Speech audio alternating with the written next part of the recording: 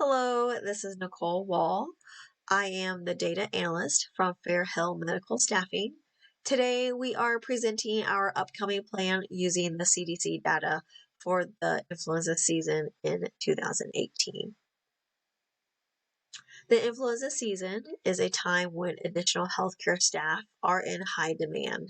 We will be going over using the past year's trends in influenza deaths to help us plan accordingly for staffing needs across the country. In the United States, there is a period of increased influenza cases during the year, and during this time, there is a higher number of individuals, especially those in vulnerable populations, that would experience severe flu-related complications, leading them to be hospitalized. Fairhill Medical Staffing will be providing temporary healthcare professionals to clinics and hospitals on a flexible schedule. Our analysis is for us to have a plan for the influenza season. And here, using the CDC data of the influenza related deaths by year from 2009 to 2017, we can see that the high influenza deaths are occurring in 2013, 2014, and 2015, as well as 2017. We will be using these trends to determine which age groups and states that are needing additional support. When is influenza season? This graph here presents all the states of influenza deaths in the year 2017. As we can see here, influenza season begins in late fall, early winter, and can last into spring. The peak months are from December to February, ending in March. And in some states, it can end in April. To give you an example, let's go to New York here. As you can see here for New York, the high death rates for influenza is December, and it tapers off in April. So as you can see here, some influenza states, it may end in April. Influenza death analysis.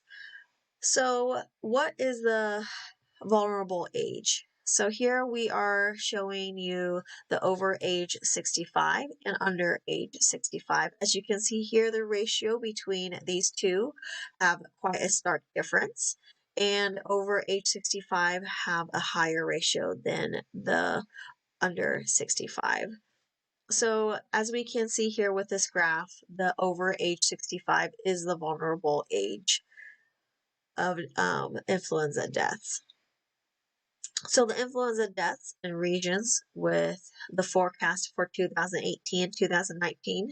So here we separated out with the 5 regions of United States. So we have Midwest, Northeast, Southeast, Southwest, and West.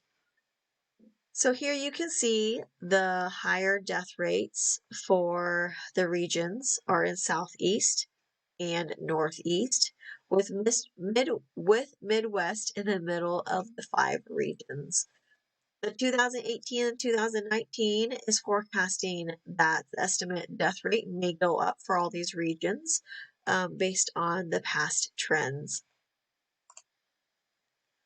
Population analysis for the United States. So let's take a look at 2017. The top 5 states of vulnerable ages of over 65 are in the highly populated states. As you can see, with the darker color, that is the over age 65, with more over age 65, and the darker the circle have the higher influenza deaths. So here you can see the top 5 are in California, Florida, New York, Pennsylvania, and Texas. So we dig a little deeper of the vulnerable age deaths by state. After the top 5 that we just mentioned are Illinois and Ohio. Based on the data from CDC, the vulnerable age group is over age 65, and the states that need additional medical staff are in the higher population of those over age 65. So we recommend the additional healthcare staff for 2018 is to go to the high need states, which are the top 5 that we mentioned earlier, and the medium need states are Illinois, Ohio, North Carolina, Michigan, and Tennessee. So, to really help support the influenza season, we recommend sending the staff before and after the peak of influenza season, which is going to be from November to April. The further analysis is that for the extra staff needs, we would love to have studies to be conducted to evaluate the success rate of the vaccination and what other prevention methods and proper trainings are in set for each state to help minimize the spread of influenza. So with that, thank you so much for your time, and let me know if you have any questions. Thank you.